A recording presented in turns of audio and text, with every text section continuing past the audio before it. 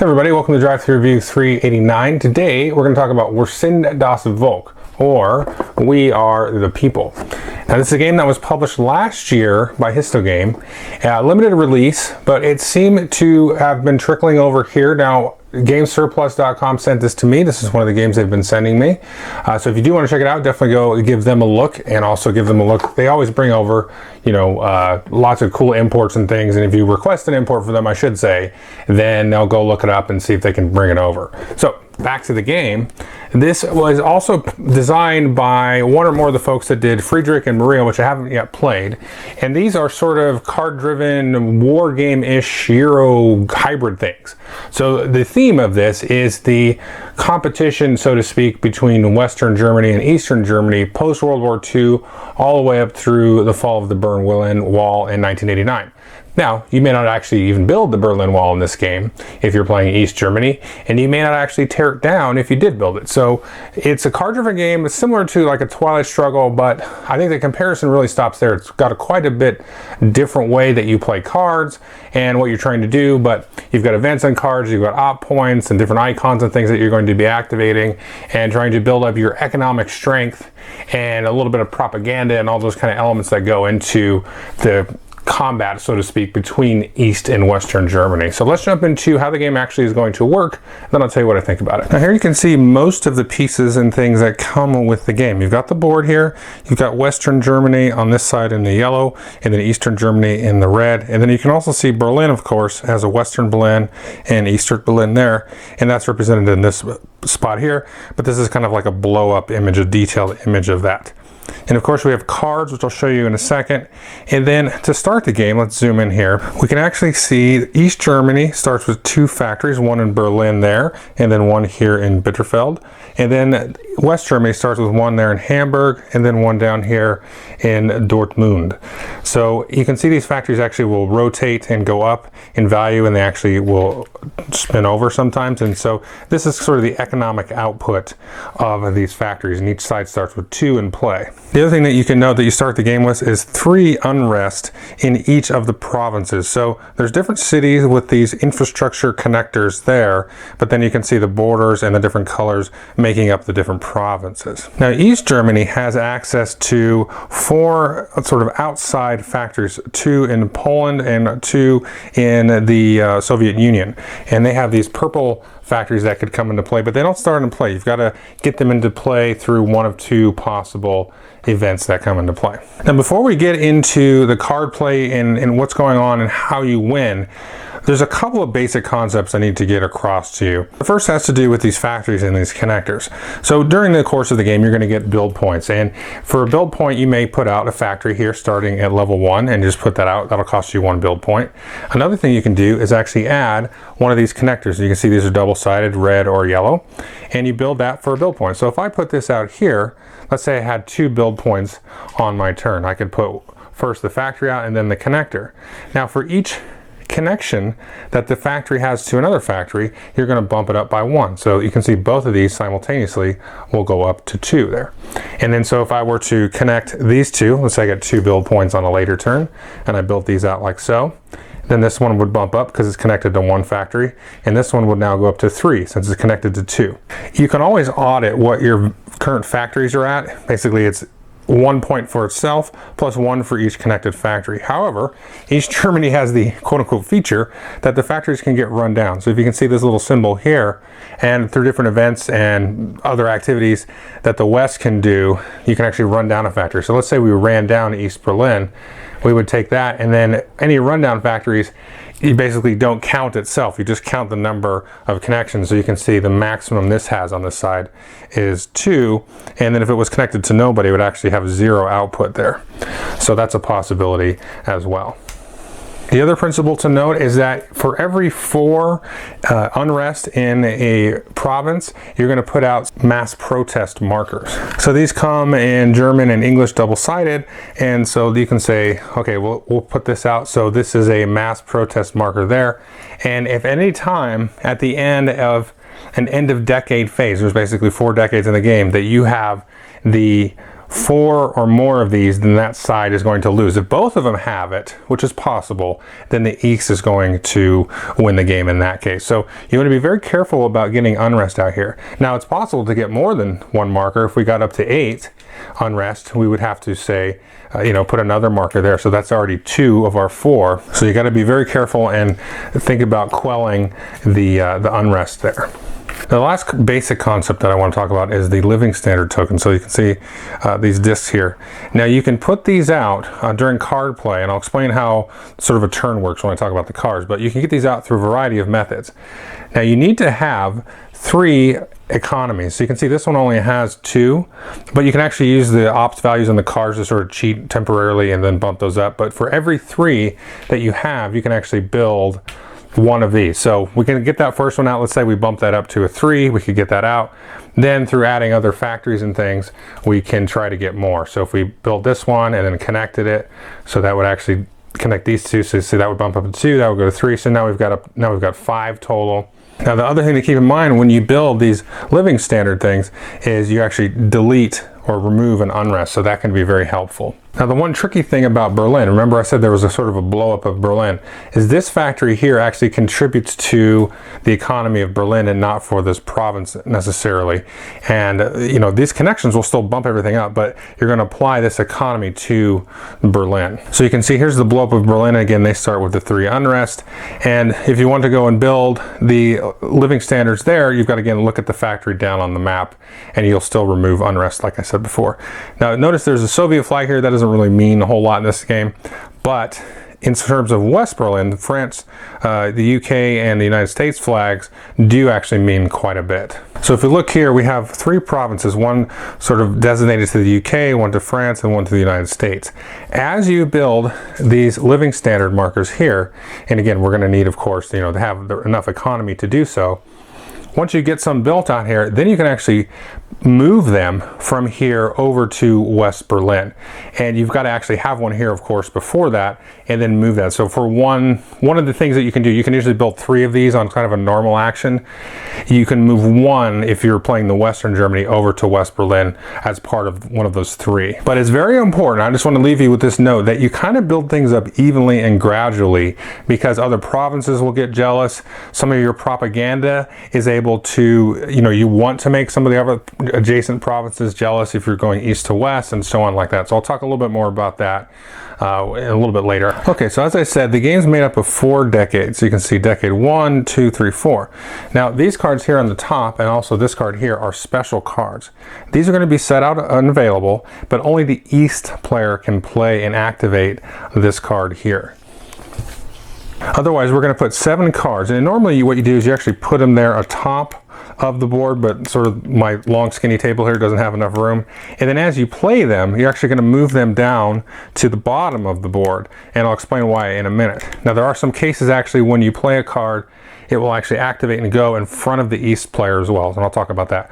So you're also going to actually get each player a hand of 2 cards that only you can play, but then everybody else and everybody can play the cards that are up here on the display, again, except for this one that only the East can play. So there's a couple things you can do.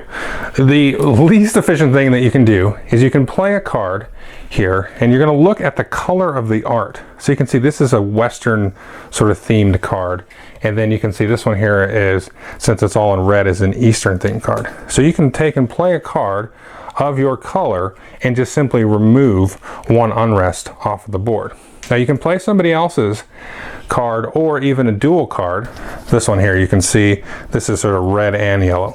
So you can play one of those, but you have to dismantle one piece of economy. And that's usually done by removing one of these connections and then again dropping everything down to what it would have been.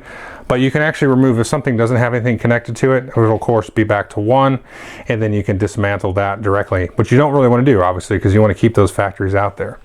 So again, you can play a card of your color or somebody else's color and then dismantle. The other thing you can do is you can play a card for its ops points there, and these you can use to build and get build points. So some of these cards actually have a yellow and a red number, so if the East player plays it for the ops points, they only get 1, and the West will actually get 3 out of that card. And as I said before, you can again lay down connections and then put down one value factories into the board for each build point. The other thing you can do with the ops value is put out up to 3 living standards. And remember, you need for every 3 in the board, you can have a living standard, but you can use these ops points to cheat. Remember I said that you can kind of cheat, so I can take and use those 3 op points. Now you can never build more than 1 living standard in a province on a given turn. You can only do 1 up here, move 1 up into Berlin. And then as far as like bumping up with the ops points, you can't take all 3 of these and bump it up, but you can take at least 2 points out of there, and then you can use the 1 point somewhere else as well. Now the last thing to note here, of course, are the icons, and these are kind of like the events that you'll play. Now you can only play events of your color or if they're a dual color. If they're a dual color, you can actually cancel 1 icon that you don't like and 1 arrow that you don't like. Because you can see some of the icons actually have arrows and some have just icons, and they do different kinds of things here. So you can see this actually will give West Germany a build point so they can build stuff on the board, remove unrest, and then move the currency marker. There's different markers that you can move, which I'll show you in a second. Again, some of these can only be played by East. Now, all the cards that you're going to play are going to get played at the bottom of the board, and you can see here's the 2 running markers that are going to come into play. I'll talk about those more in a minute.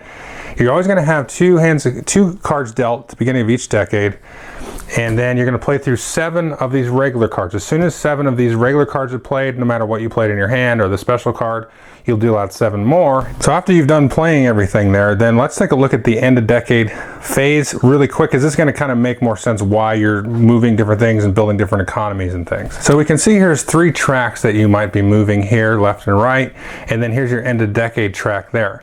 Now the first thing that's going to happen is you're going to take a look at this token here. Now if in the second decade the East plays the event to build the Berlin Wall, you'll flip that over there. So if the wall's built, we're actually going to move the prestige track 1 to the left in favor of the West, and then the East player has to again dismantle 1 piece of economy. So they're going to remove 1 thing there. Now if it's not been built or the wall's actually been teared down, we're going to flip this back over here, and then we're going to see how many people have fled the country. So if you see this track at the bottom of the board, we're going to count the number of little running people icons and move it over that many spaces. We're going to look at the number of police state icons on the card, and these cards will get played in front of the East player, and they'll be able to use these to remove unrest and things. We'll talk about these more in a minute. But for each one of those, they're going to move.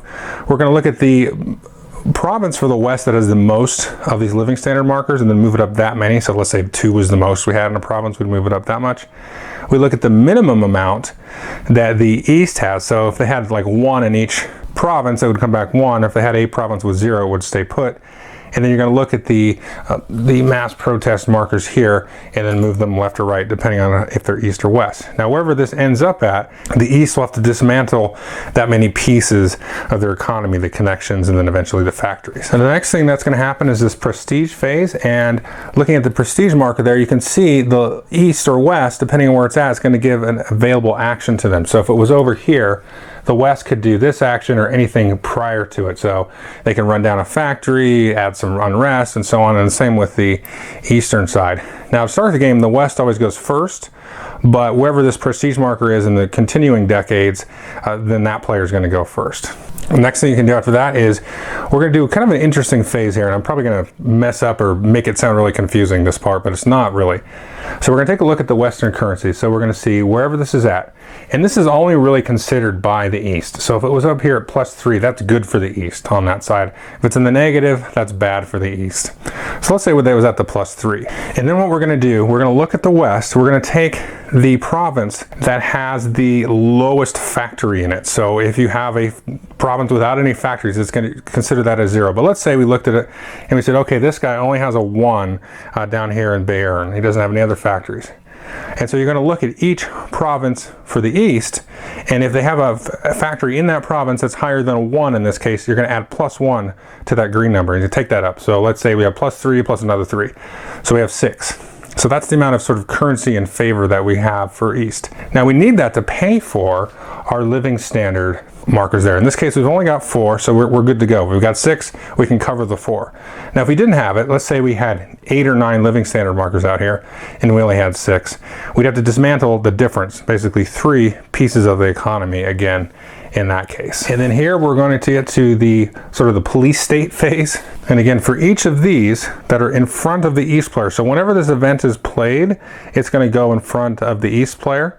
And they can use these to remove unrest on their turn, or you can see they'll do a little bit later in the decade phase. But for each of these icons, you actually have to dismantle one piece of the economy. And then we're going to take a look for both players and see if they have to remove any of these living standard markers. So you're going to take a look at the highest factory in each of the provinces. And if you have that many living standard markers or less, then you're okay.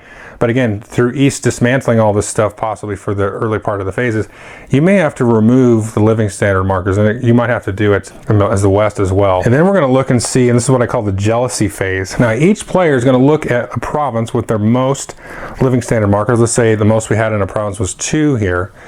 And then we're going to distribute unrest to anybody else that has less, sort of. Now, if you only have 1 less, then you're fine. So we see this is the most is 2, that's got 1, that's no problem. Now if there was none here, then we would put 1 unrest there, because it's always like n minus 1. So the most, and you take the difference and then it's minus 1. However, West Berlin is a little bit harsher. So if you remember, we have 2 living standard markers on one of our provinces. We've got none here. It's not n minus 1 in this case, it's n. So we would put 2 unrest, and that would be very bad because we would put a mass protest marker up there. Now, one thing that I did not mention before is that when you have a mass protest marker in West, it actually counts as 2. Plus, you have to decide which of these other provinces that are sort of funding it are going to be affected. So let's say we put 1 there and then 1 over the UK flag. So this is now going to affect this province as well. Now, the other thing that I did not mention, I should have, is that when you have one of those mass protest markers there, you cannot do any build points. You can't put any connections that go in or out of that province. You can't add factories, and that's going to be very harsh. And sometimes that's a permanent thing. So you got to be very, very mindful of letting this unrest get too out of control, especially in West Berlin, because you're going to kind of log it down. Now, if you remove this, then both of these will go away, then you can build. So the next step here is kind of the attack phase, and this is where East and West is going to attack each other. And here you're going to compare all these border states, and you're going to say, okay, do I have more than one of these provinces that I'm bordering? So in this case, he does, because he's got 2 here, and this one only has 1. So you would go ahead and add an unrest there, and again, that would trigger a protest because there's 4. And you do get a choice as well. So let's say these 2 weren't there, and so we had this guy here, he's bordering this one and that one. He has to choose which one he's going to hit with the unrest marker. Now, there is a different thing here for West Germany. So West Germany is actually going to attack West Berlin is going to attack East Berlin. So if there was 2 here, then we'd add 2 unrest there.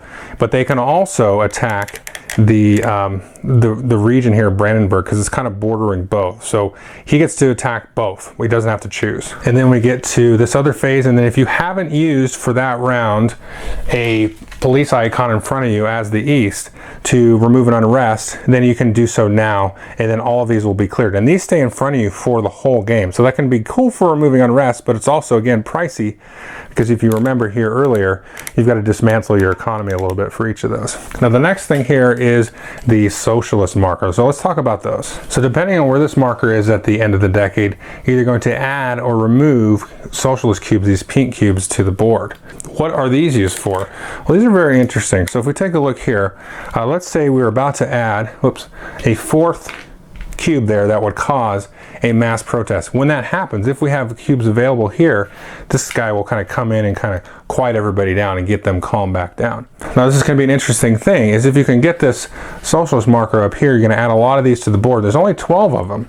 So if the East can ever get all 12 of them out, then they're going to immediately win. And vice versa, if the West can ever pull them off the board, because you can see it actually gets negative down on this side, if they can ever pull all 12 off the board, then they can win. So after all those steps, we're going to hit this, and if anybody has 4 or more mass protests, they immediately lose. Again, if both have 4, then the East will win. The East will also immediately lose if it ever has to dismantle all of its economy at this point. So if it ever has to dismantle more than it can pay for at any point in this phase, then it's immediately going to lose the game at that point. And if you get all the way through all 4 decades and nobody's outright won, then the East wins because they hung on by a dear thread. That's pretty much the game. Okay, so that's We Are the People, or Wir sind das Volk. Well, what do I think of the game? I love the game. It's awesome. Now, the first immediate comparison is going to be to Twilight Struggle. And yes, it has some reminiscent values with that. And it's almost similar in theme to another game that's just like Twilight Struggle, which is 1989, except this is focused only on Germany, not all the Eastern Bloc countries. But whereas 1989 felt, I don't want to say derivative, because that seems like it's negative. It's not, but it was derivative of Twilight Struggle. This is not. It has the ops points versus events kind of thing, which is in a lot of card-driven games. Because, though, you have a shared set of 7 cards, that really changes up the feel for me. Because what the game really comes down to, and I've played this now 5 times, because it's a little obtuse, and so it was hard to kind of get into and figure out, okay, now I know how it works, now what do I do, how do I get good at it, you know, at least somewhat proficient. And it's very interesting because the card choice is very difficult, because you don't know if you're going to take a card for yourself. It's like, oh, this is a cool event, I can do that, this will get me kind of going, and then your opponent takes the other card, which completely dismantles everything you just did, or really puts you back, or throws a ton of unrest out there. And so you're almost worth just taking the card for the ops points, so your opponent doesn't do the nasty event, because it's only one op point. It's like, oh, I'll build a little one banger connection. That may not seem worth it, but it really is. You almost need to err on the side of denial, which is very interesting, because if you just did that, then you would never really build anything. So there's a really great sort of dichotomy there with the cards, and it feels like they're very well balanced to me in terms of the choices that I have to make. It's very difficult. So now I've read online and talked to some folks, and it seems like it's a little harder for the West to win, but I did win as the West in the last game that I played. So I was like, okay, good. I feel like I can review this and say that it's balanced, because I felt like it was a very strong victory. And actually the game before that I actually played as the West and was kind of close to victory. At least it seemed like it was within my grasp, but I shot myself in the foot. And I mentioned this during the walkthrough of spreading stuff evenly, because that sort of jealousy, unrest thing can really screw you over. I mean, you can shoot yourself in the foot, or if you don't sort of build up enough living standard adjacent to your opponent's border, then that can dump some unrest. And then they play a card in the next decade that just dumps even more unrest. And then you get those mass protests. And again, with the mass protests, you can't build anything until you get rid of them. So then you're kind of, I wouldn't say it's a snowball effect, because it's not a rich get richer idea, but it can feel like it, because you're just getting pounded on. So that's the game. I mean, that's the brutality of the game right there, where you really have to think about building up your own stuff versus attacking your opponent's stuff. And there's a couple of key cards though, and that's the kind of thing that I think you need to play, because there's some cards like that get out those Polish and the Russian purple factories that I showed you.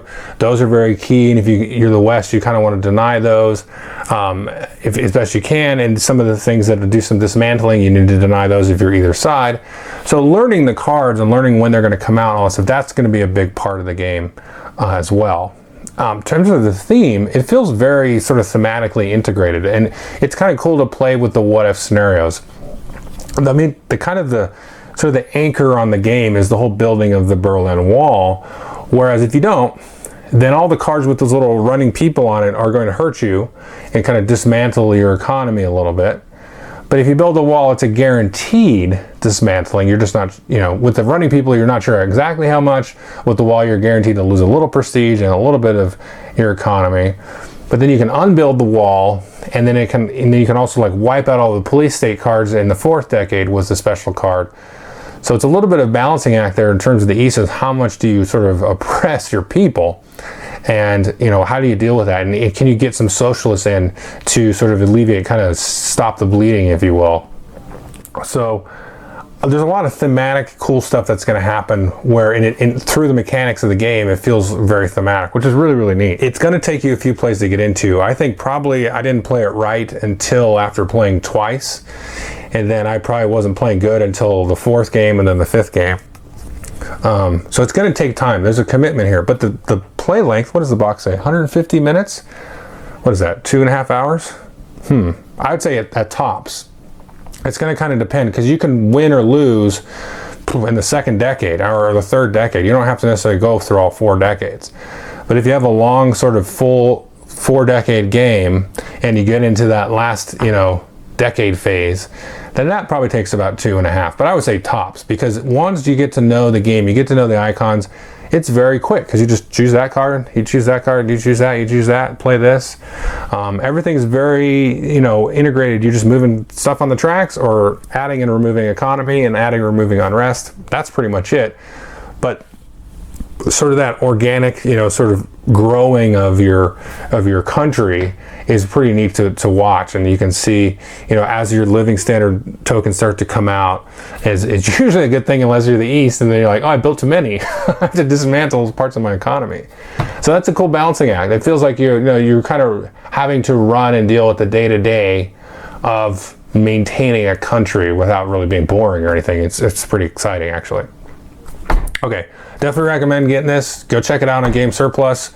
I think they have some in stock right now. They may not, but again, go check out their site for cool imports that you usually can't find anywhere else. And they usually have a pretty good deal on them. So, but regardless, definitely go take a look at We're Sin Das Volk. I highly recommend it if you like Twilight Struggle or any kind of game like that.